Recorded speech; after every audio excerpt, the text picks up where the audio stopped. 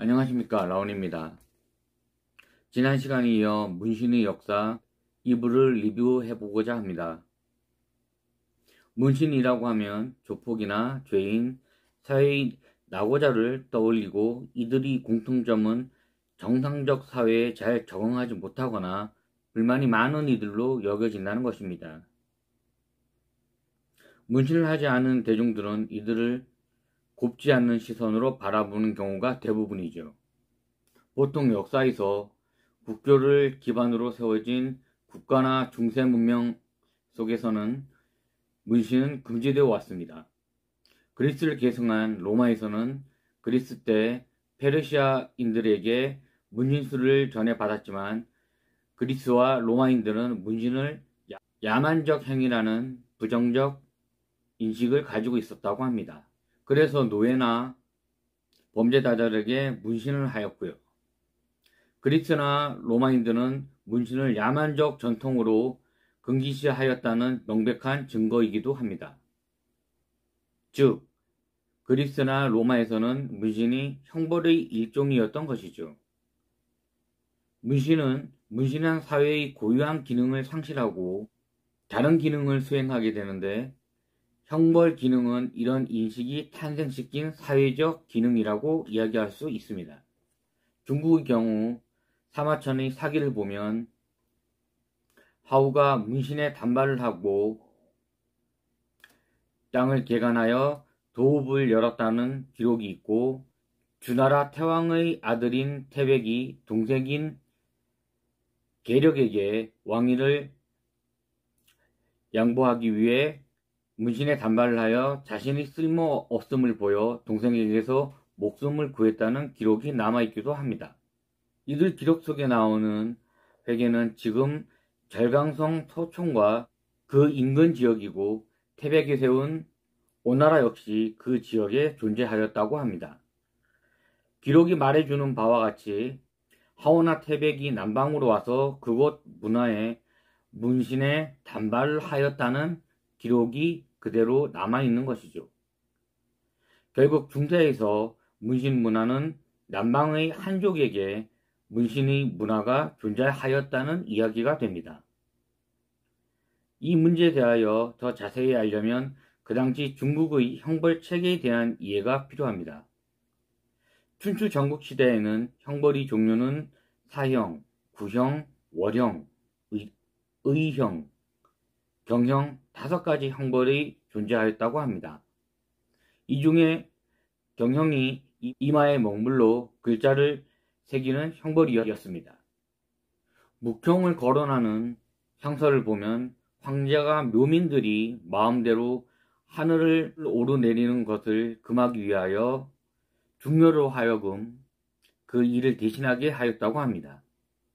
여기서 황제는 교화자이고 묘민은 교화의 대상이라는 한족과 주변에 있는 오랑캐라는 화이론적 구도가 생겨난 것이죠. 중심과 주변의 통치 질서가 발생하였으며 그 표식이 문신이라는 근거가 되는 것입니다. 일본의 경우도 조몽시대에는 아요이, 고분시대까지 기록된 문신의 문화가 나라 시대에는 아예 자취를 감추어 버렸다고 합니다. 17세기 에도 시대에 문신이 불하기까지 1000년 동안의 문신에 관한 기록은 전혀 존재하지 않습니다. 7세기 말에서 9세기 초에 일본은 백제와 당과의 교류를 통하여 대륙의 문화와 제도를 받아들여 중앙집권적 정치를 시행하던 시대였습니다. 이 시기는 유가적 신체관에 따라 문신이 금지되던 시기라고 이야기할 수 있는 것이죠. 그로 인하여 문신은 범죄자에 대한 형벌로서의 기능을 수행해 왔습니다. 고대와 중세에 금지되었던 문신은 중세가 저물며 일본에서 다시 부활하기 시작하였죠. 일본의 문신은 유럽의 문신에도 상당한 영향을 주었다고 합니다. 17세기 초 일본의 에도 시대에 유노들 사이에서 갑자기 문신이 유행하기 시작하였다고 하는데요. 1609년 사스마 번이 오키나와를 공격하여 지배하던 때 육후 여성들이 손등 문신 풍습이 일본 열도까지 들어가 대대적인 유행을 일으켰다고 합니다. 에도시대 초기에는 유녀들이 애인의 이름을 새기거나 무사들이 나무와 및 탑을 등 새겼다고 하는데요. 1757년 처음으로 일본에 소개된 중국 소설 수어지의 영향에 의하여 여기에 나오는 영웅들이 초상에 문신이 있었던 것이 대대적인 유행을 일으키는 근본적인 원인이었다는 현존하는 가장 유력한 가설입니다. 수어지에 나오는 이들의 문신은 일반인들로 하여금 문신을 하고자 하는 욕망을 일깨워냈다는 것이죠. 사파 속 유명한 사진, 노지심, 무송 등의 영웅들은 대부분 일본풍의 문신을 하고 있었고 이것이 오늘날까지도 야쿠자의 문신에도 영향을 주었다는 것입니다. 그리고 하나의 공통점은 이들의 문신에는 꼭 용이 들어가 있었다는 것이 흥미롭게 느껴졌습니다. 문신 유행이 지나치다 싶어 막부가 금지하였지만 하급 계층에 있는 사람들 사이에서 퍼져나갔고 야쿠자들도 그 안에 속하는 이들이었죠. 유럽의 문신이 일본의 문신과 조우한 것도 일본 문신의 전성시대인 이때였습니다.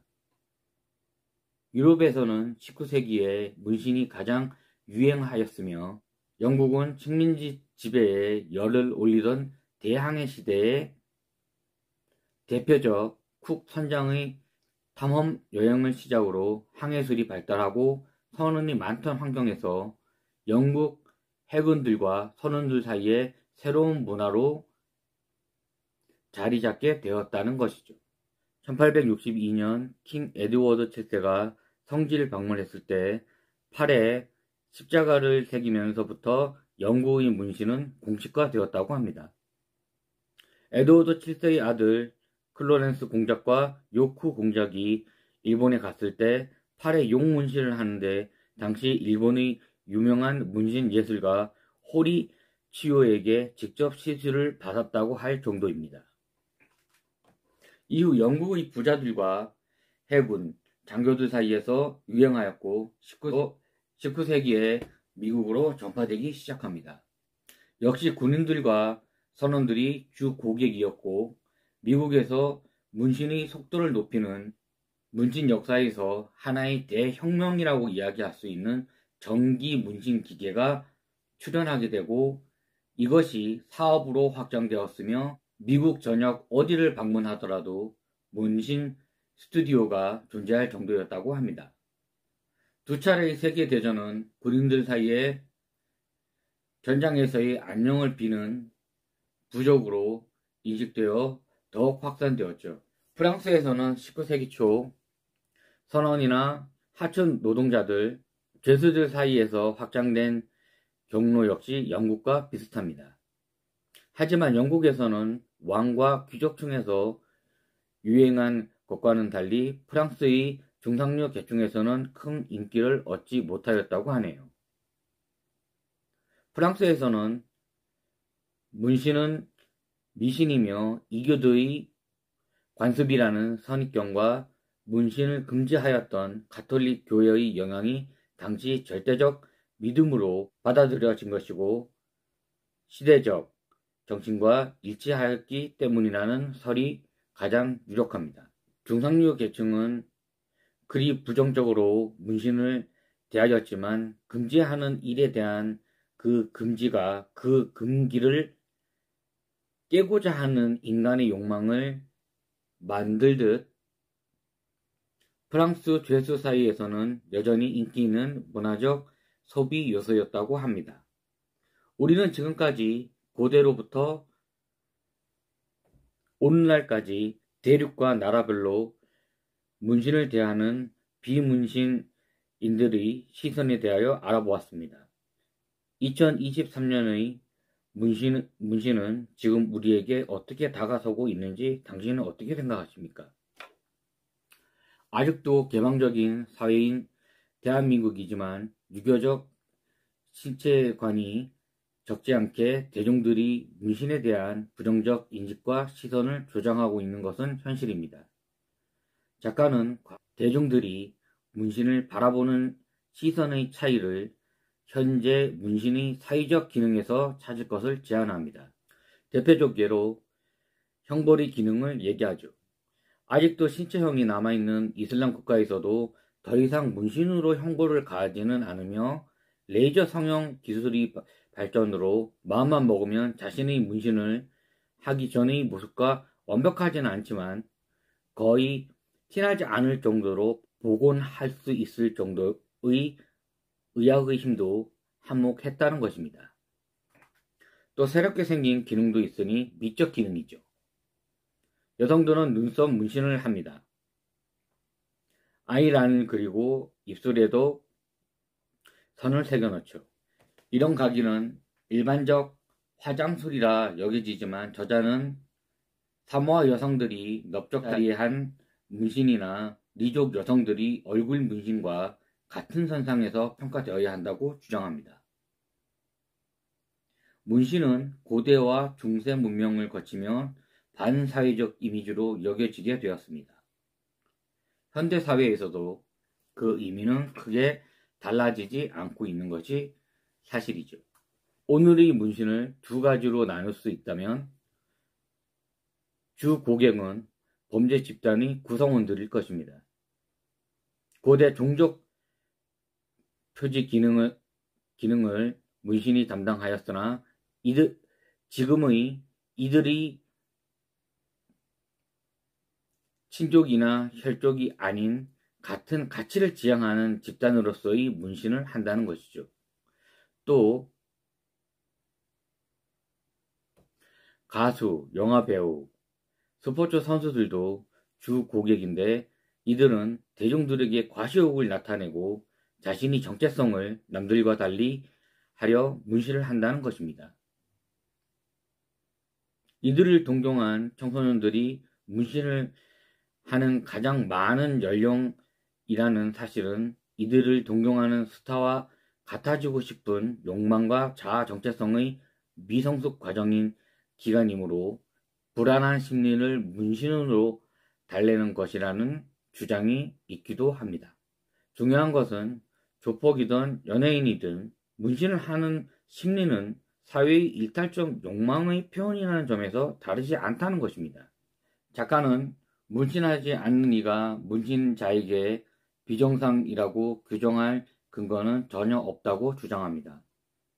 한국 사회에서 비정상적이라 규정되는 이들은 장애인, 동성애자, 노숙자, 정신병자, 외국인 노동자, 노숙자, 그리고 문신한 이들도 그 범주에 속한다고 주장합니다. 이들에 대한 편견은 무언가 다른 이들보다 열등하고 위험하여 사회와 격리시키는 것이 최선의 방법이라고 믿는 이들이 많습니다. 현실적으로 이런 방법이 동원되는 것도 사실이고요. 개인적으로 좋아하는 철학자 미셸 푸코는 감옥과 정신병원의 기원을 치료가 아니라 권력자가 자신의 정적을 명분 있게 처리하는 방법으로 고안해낸 하나의 트릭이라고 주장합니다. 개인적으로 문신에 대한 편견이나 호불호의 의견은 저는 가지고 있지 않습니다. 하지만 저자는 사회적 비정상인들을 격리시키고자 모든 사회 구성원들이 동의하였을 때 인간의 다양한 문화도 사라지며 더 중요한 것은 국민들이 동의로 비정상인들을 격리시킨 독재적이며 부당한 권력을 국민 스스로 인정하며 언제든 그보다 더 부당한 권력을 남아있는 이들에게 다른 명분으로 사회와 격리시킬 이유를 합법적으로 만들어 주는 것이 더 위험한 현실이라고 주장합니다. 전 개인적으로 문신은 흡연, 종교와 같이 정확한 답이 있는 것이 아니라 개인의 객관적 자유로운 가치관의 표현이며 개인적 차원의 선택이라고 믿습니다. 저자는 마지막에 문신한 이들을 무조건 편견을 가지고 보지 말고 그들의 행위와 문신을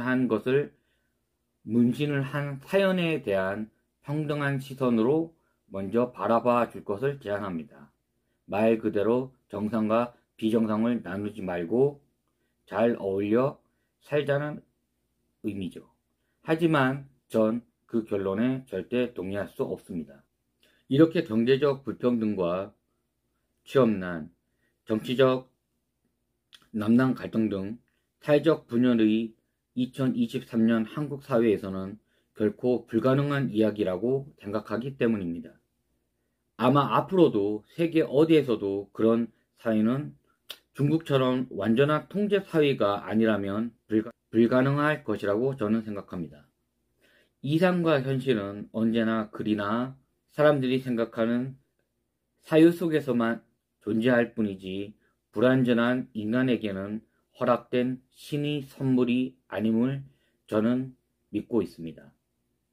그리고 유토피아라는 이상적인 세계는 우리가 꿈꾸는 하나의 로망일 뿐이지 그것을 이루고자 하는 인류의 끊임없는 노력은 지금까지도 계속되었고 지금도 되고 있고 앞으로도 계속되었겠지만 언젠가 그런 사회가 도달할 수 있다면 참 좋겠습니다. 하지만 지금의 인간의 한계나 과학 모든 변수를 따져봤을 때 그럴 가능성은 제가 봤을 땐 0입니다.